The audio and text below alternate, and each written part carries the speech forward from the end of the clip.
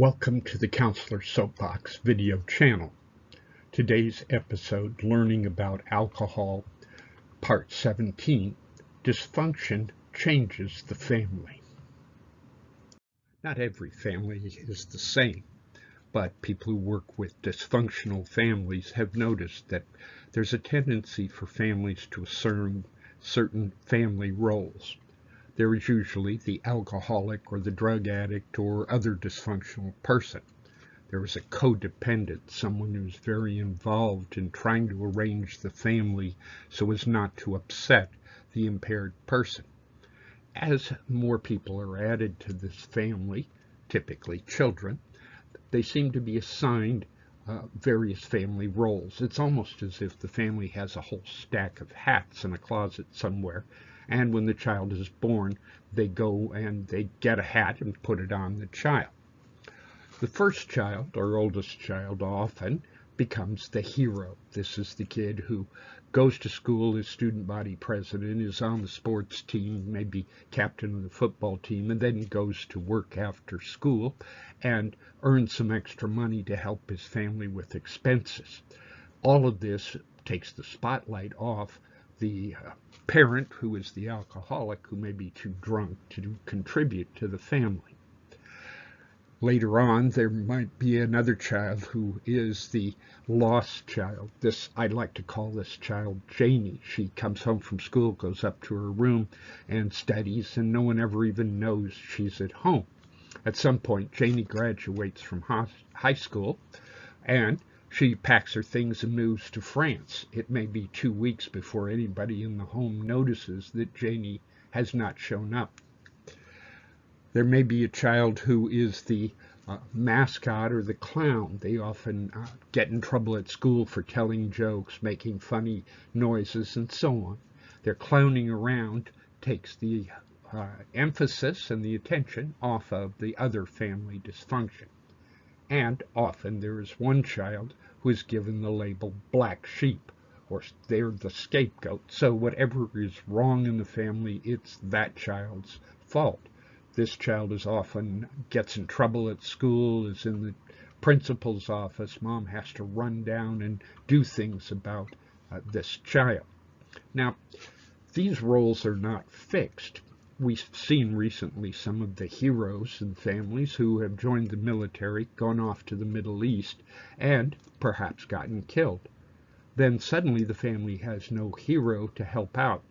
It may be that the black sheep getting out of jail or prison suddenly comes home, gets a job, and begins to help mom with the expenses. Or it could be that the mascot, the clown in the family, gets serious and becomes the hero. These roles can all be handed around. Also, sometimes one of the clown or the lost child might become the black sheep and become blamed for the family's problems. And in smaller families, sometimes one child has to wear multiple hats. It may be that the clown is also the black sheep, and that the hero may have to also be the clown. So these kinds of roles vary. People in early recovery often look at this system, this model, and say, yes, I remember that. I was told right from the beginning I was the bad child, or I was the stupid one, and they have gone on to live up or down to their assigned role. The impact of alcoholism on children. Often the needs of the child may be inadequately met. Role modeling is distorted or absent, so children don't know how to be parents or how to be responsible adults. There's an increased risk of children who grow up in an alcoholic or other dysfunctional home becoming a future generation of alcoholic or other dysfunction. They often learn the codependent role, so that particularly women who grow up in a home with a father who's an alcoholic are at increased risk to end up getting involved with, marrying, or establishing a relationship with another alcoholic, since those behaviors seem perfectly normal to them. How other parents cope influences this impact. Sometimes the one partner becomes codependent, and so the children imitate that. Other times, that parent may try to insulate the kids and may go on with their life and try to show appropriate roles. And often what we find is that the major influences in children who grow up in alcoholic or dysfunctional homes comes from people outside the immediate parents. We sometimes call these natural parents. This could be an aunt, a grandmother, or even the lady next door. All of these and other members of the extended family can help children learn how to cope with growing up in a dysfunctional or alcoholic home.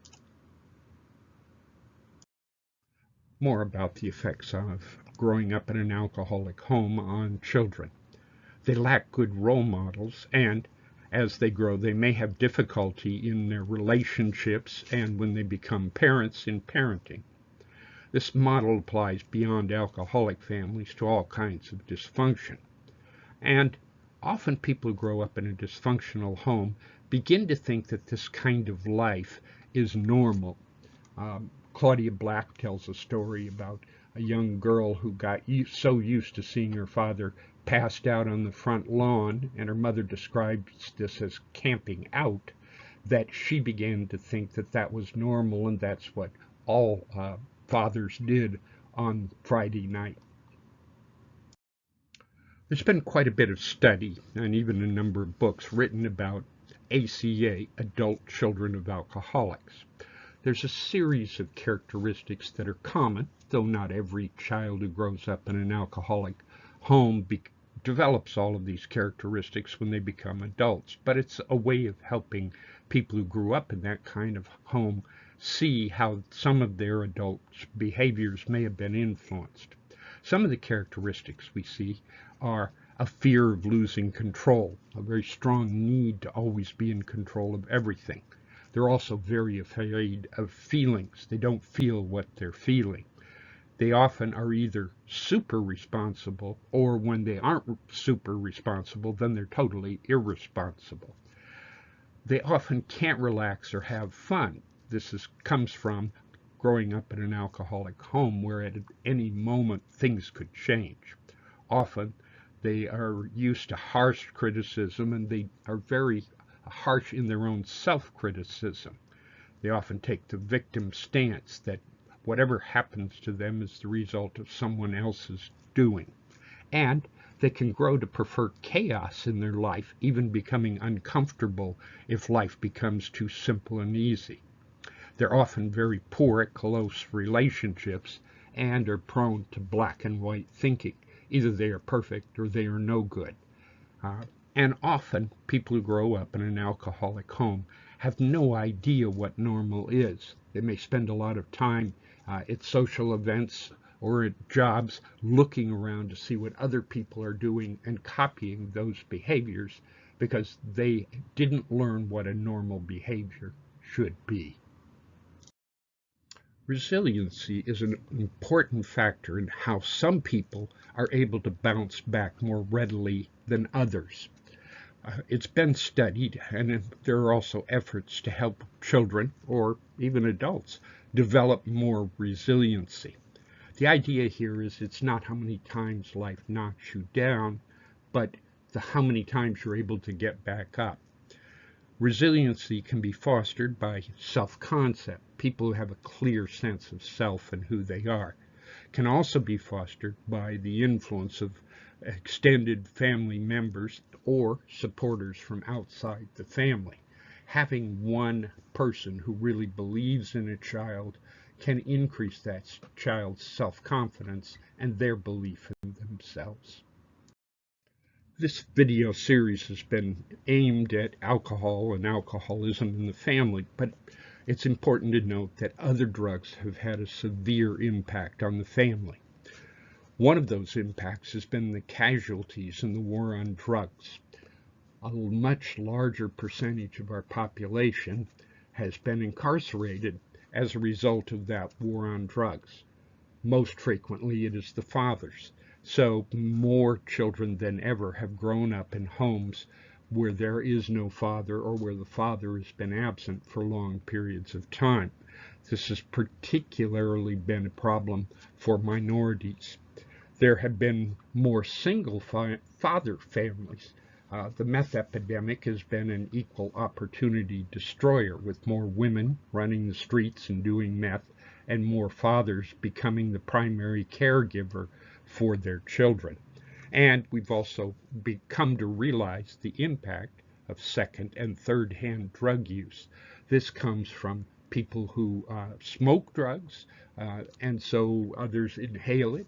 It comes from having marijuana in the home, and it comes from people who are cooking meth or other drugs and selling drugs. All of these things affect other people who are in the vicinity who may inhale it.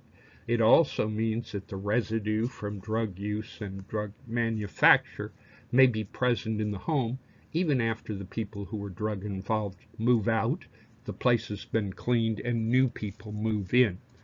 You never completely eliminate the residue from many drugs from an environment. What's ahead for the Counselor Soapbox video channel? More learning about alcohol videos, more drug education videos, and some mental health and wellness videos. If you've enjoyed this video, please click the like button directly below and subscribe to receive new videos as they are completed. For more information, please visit the counselorsoapbox.com blog, where you will find articles on mental health, substance abuse, and having a happy life.